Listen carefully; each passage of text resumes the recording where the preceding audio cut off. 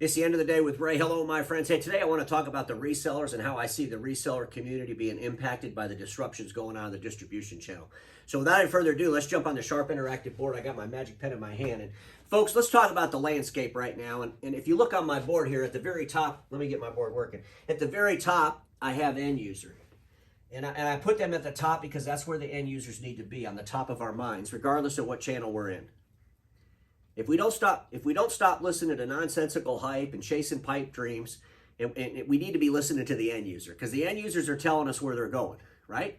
They're telling us where they're going. They're telling us where they want to be. And it's up to us to help them get there. And so in the middle of this board, you'll see where I have, let me just circle these. I got three ways to market.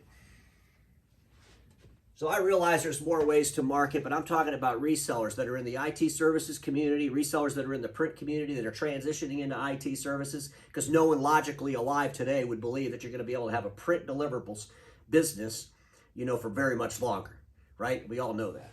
And then I got Xerox in the middle, and the reason I put Xerox in the middle is because they're very unique, and they have a position to play in this new world, this new landscape, that I don't think a lot of people are paying attention to. So I want to bring some awareness to that.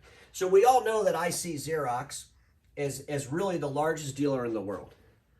They're not an OEM. They're just so big that an OEM will put the name Xerox on the equipment they make for Xerox to deliver out into the community. We all know that, right? But Xerox also owns this Care AR, and I've talked about them a lot, folks, and I realize that they are a sponsor of my mission. But at the end of the day, they have a very unique product that's game-changing. Augmented reality and the services and expert on demand. We all know this is the future, right? Most of us know that. But what they have with Care AR is what people need to pay attention to, and that is ServiceNow. ServiceNow, that $10 million investment they made in Care AR, and Xerox, the largest service footprint that can deliver equipment, supply that equipment, and service that equipment in the world. That's powerful. And when folks like these disty houses, TD SYNNEX, think about AWS, think about our friends over at Ingram Micro, those folks could have great relationships with the largest dealer in the world, right? We all know that. It's not rocket science to figure that out.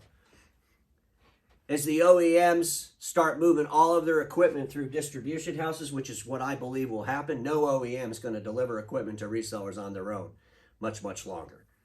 I mean, this supply chain issue that we're running through today, to fix that, a lot of these, I just can't imagine an OEM having those 1990 dealer relationships past this pandemic too far.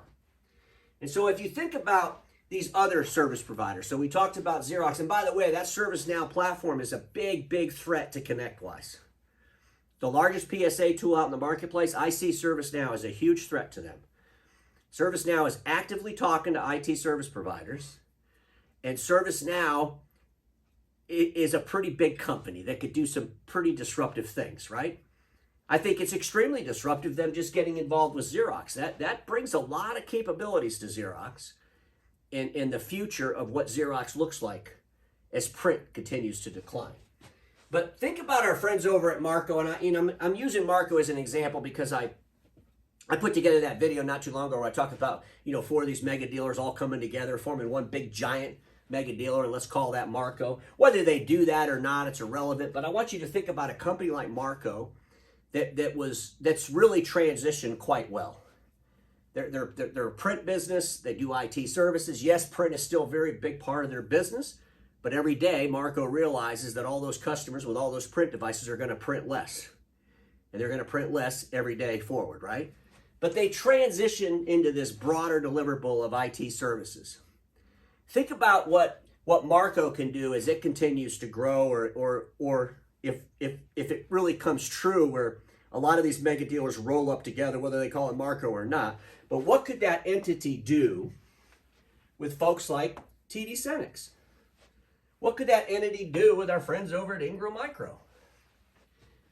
What could that entity do with our friends over at Xerox? Talk about getting big, bold, and badass. So ladies and gentlemen, what could that entity do with our friends at AWS? There's so many possibilities. And it's through these possibilities and we start opening up our imagination, we got to think about these end users. What do they want? What do they want? How do they want it? And how do they want it to be serviced? Do they want service capabilities that are built on the future with augmented reality? Do they want service capabilities that can be controlled by one vendor? These big major players that can deliver their services and support all over the country. Folks, here's the reality with the small independent dealerships. This is a big reality. As the remote worker movement continues to take off, that means you're going to have companies that are headquartered in Minneapolis, Minnesota, that have employees in Wisconsin, that have employees in Illinois, that have employees all over the place. Who's going to provide service and support to those employees? And I know a lot of it can be done remote, but there could also be needs to have on-site capability. Who are these organizations want to work with? Who are they going to want to work with? Someone that can manage it all in one pane of glass? Probably so. That's going to position these big fellas to be in a really good place, and gals. That's going to position Xerox to be in a really good place. Augmented reality is going to position any service provider to be in a really good place, bring an expert on demand through augmented reality. I want to talk about the IT services community. Let's just circle them over here. Yes, I put All Covered in there because All Covered is an IT services company, right? Konica bought them 10, 12 years ago. You know, folks, until Konica can show the numbers of what All Covered's doing, and they're so proud of it, they make it public, I'm going to be convinced that All Covered's probably not performing at the expectations that Konica wanted it to.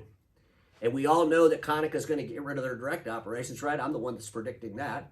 And even though they say they're not, as they get rid of some of their direct operations, I still believe that Konica will eliminate all of their direct operations. And when they do that, that opens up All Covered to some possibilities.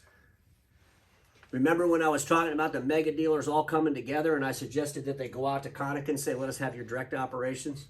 And oh, by the way, let us have All Covered too? What if Konica Minolta decides to separate them? What if Konica Minolta decides, you know what, let's get rid of our distribution, our direct operations. We'll give those to some dealers. They've already done it, right? 20 offices or so. Gave some to Dex, gave some to POA. So will they give the rest of them away? Of course, when I say that, I obviously sold them, but probably not for very much. But the point of this is, if they just get rid of the print, the IT thing's another entity, right? Who would they get rid of that to? Who would they get rid of that to? Who would they get rid of the IT services business model to? What if a distie wanted it? Would TD SYNNEX be interested in that?